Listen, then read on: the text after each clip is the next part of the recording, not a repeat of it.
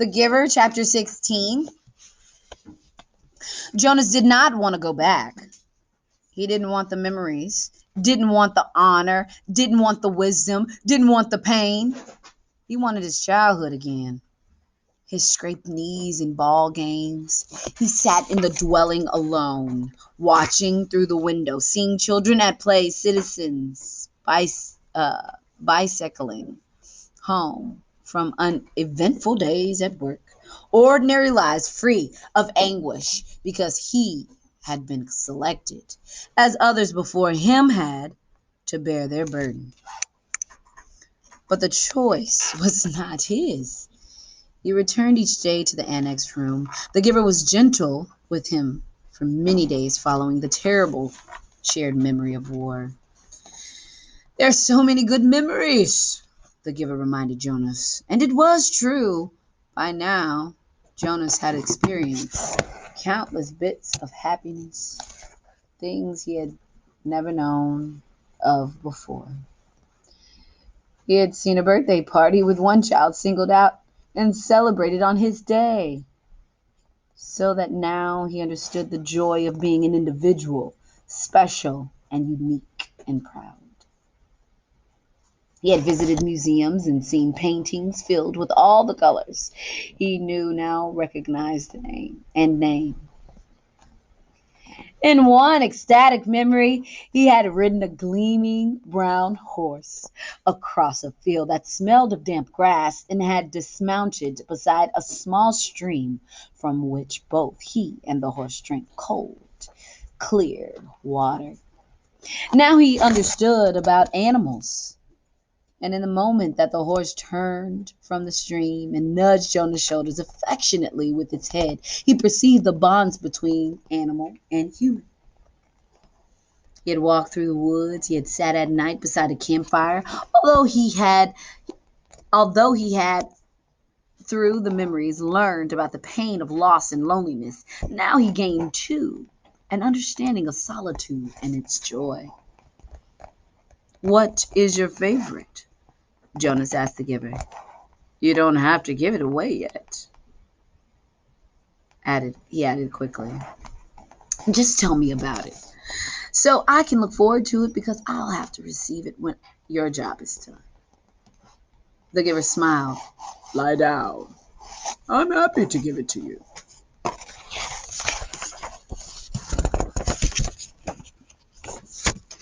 Jonas felt the joy of it as soon as the memory began. Sometimes it took a while for him to get his bearings, to find his place, but this time he fit right in and felt the happiness that pervaded the memory. He was in a room filled with people, and it was warm with firelight glowing on the hearth. He could see through a window that outside it was night and snowing. There were colored lights, red and green and yellow, twinkling from a tree which was oddly inside the room. On a table, lighted candles stood in a polished golden holder and cast a soft, flickering glow. He could smell things cooking, and he heard soft laughter. A golden-haired dog lay sleeping on the floor. On the floor, there were packages wrapped in brightly colored paper and tied with gleaming ribbons. As Jonas watched, a small child began to pick up a package and pass them around the room to other children, to adults who were obviously parents, and to an elder, quiet couple, man and woman, who sat smiling together on a couch. While Jonas watched, the people began one by one to untie the ribbons on the packages, to unwrap the bright papers, open the boxes, and reveal toys and clothing and books. There were cries of delight. They hugged one another. The small child went and sat on the lap of the old woman, and she rocked him and rubbed her cheek against his. Jonas opened his eyes and lay contently on the bed, still luxuriating in the warm and comforting memory. It had all been there, all the things he had learned to treasure. What did you perceive? The Giver asked. Warmth, Jonas replied, and happiness. And let me think, family. that it was a celebration of some sort, a holiday. And something else. I can't quite get the word for it. It will come to you. Who were the old people? Why were they there? It had puzzled Jonas seeing them in a room. The old of the community did not ever leave their special place, the house of the old, where they were so well cared for and respected. They are called grandparents. Grandparents? Grandparents. It meant parents of the parents long ago. Back and back and back. Jonas began to laugh. So actually, there could be parents of the parents of the parents of the parents. The giver laughed too. That's right. It's a little like looking at yourself in the mirror, looking at yourself in the mirror. Jonas frowned. But my parents must have had parents. I never thought about it before. Who are my parents of the parents? Where are they? You could go look in the whole of the open records. You'd find the names. But think, son, if you apply for children, then who will be their parents of the parents? Who will be their grandparents? My mother and father, of course. And where will they be? Jonas thought. Oh, he said slowly. When I finish my training and become a full adult, I'll be given my own dwelling. And when Lily does, a few years later, she'll get her own dwelling and maybe a spouse and children if she applies for them, and then mother and father. That's right. As long as they're still working and contributing to the community, they'll go live with the other childless adults and they won't be part of my life anymore. And after that, when the time comes, they'll go to the house of the old. Jonas went on. He was thinking aloud. And they'll be well cared for and respected. And when they're released, there will be a celebration. Which you won't attend, the giver pointed out. No, of course not, because I won't even know about it. By then, I'll be so busy with my own life, and Lily will too, so our children, if we have them, won't know who their parents of parents are either. It seems to work pretty well that way, doesn't it? The way we do in our community? Jonas asked. I just didn't realize there was any other way until I received that memory. It works, the giver agreed. Jonas hesitated. I certainly like the memory, though. I can see why it's your favorite. I couldn't quite get the word for the whole feeling of it, the feeling that was so strong in the room. Love, the giver told him. Jonas repeated it. Love? It was a word and a concept new to him. They were both silent for a minute. Then Jonas said, Giver? Yes. I feel very foolish for saying this. Very, very foolish. No need. Nothing is foolish. Yeah, trust the memories in you. Trust the memories and how they make you feel. Well, Jonas said, looking at the floor, I know you don't have the memories anymore because you gave it to me. So, maybe you won't understand this. I will. I am left with a vague wisp of that one and have many other memories of families and holidays and happiness of love. Jonas blurted out what he was feeling.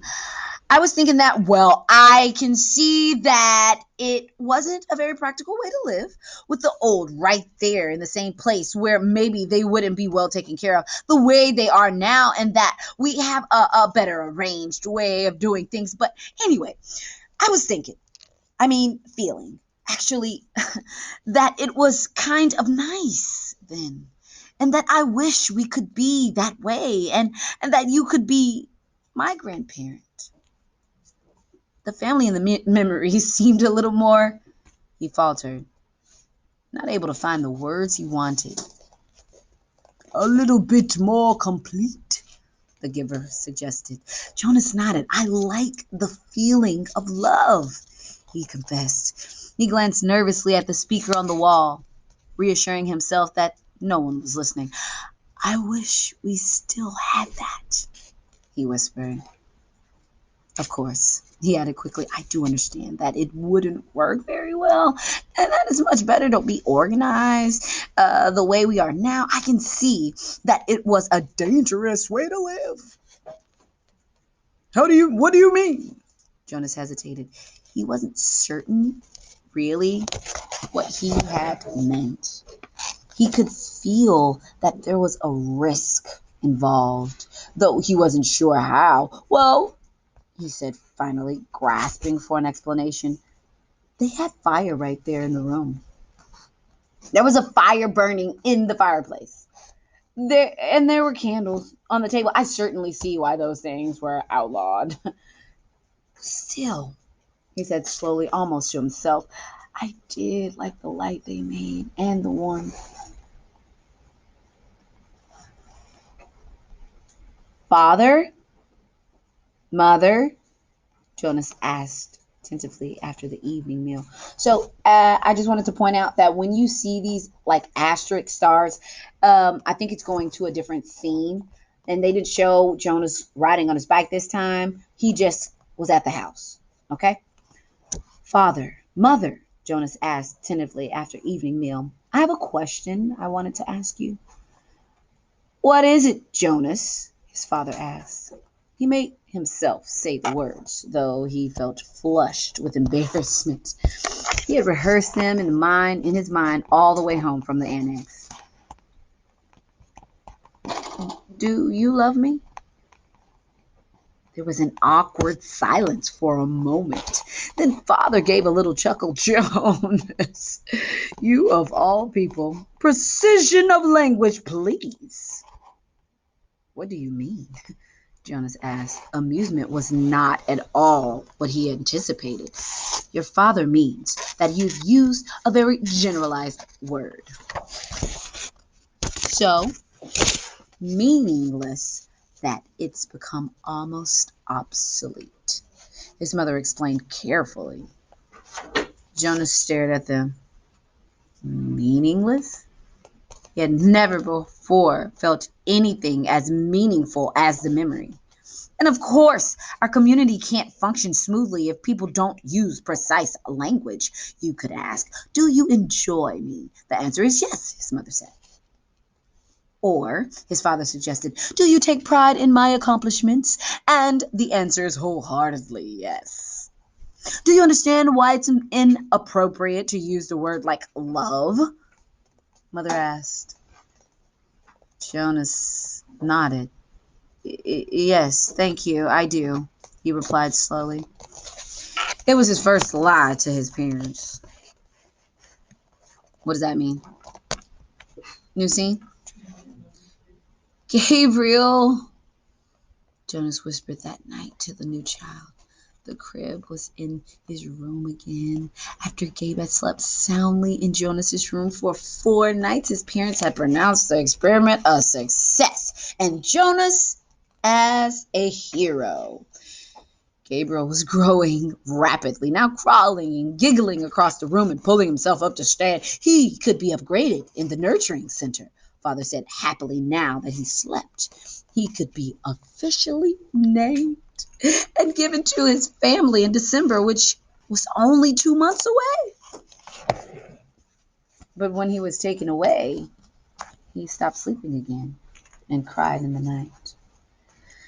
So he was back in Jonas's sleeping room. They would give it a little more time, they decided. Since Gabe seemed to like it in Jonas's room, he would sleep there at night a little longer until the habit of sound sleep was fully formed. The nurturers were very optimistic about Gabriel's future. There was no answer to Jonas's whisper. Gabriel was sound asleep. Things could change, Gabe. Jonas went on. Things could be different. There could be colors and grandparents, he added, staring through the dimness toward the ceiling of his sleeping room. And everybody would have the memories. You know about memories, he whispered, turning toward the crib. Gabriel's breathing was even and deep. Jonas liked having him there, though he felt guilty about the secret. Each night, he gave memories to Gabriel, memories of boat rides and picnics in the sun, memories of a soft rainfall against window panes, memories of dancing barefoot on a damp lawn. Gabe. The new child stirred slightly in sleep. In his sleep, Jonas looked over him. There could be love, Jonas whispered. The next morning, for the first time, Jonas did not take his pill. Something within him, something that had grown there through the memories, told him to throw the pill away. Dun, dun, dun. The end of chapter 16, The Giver.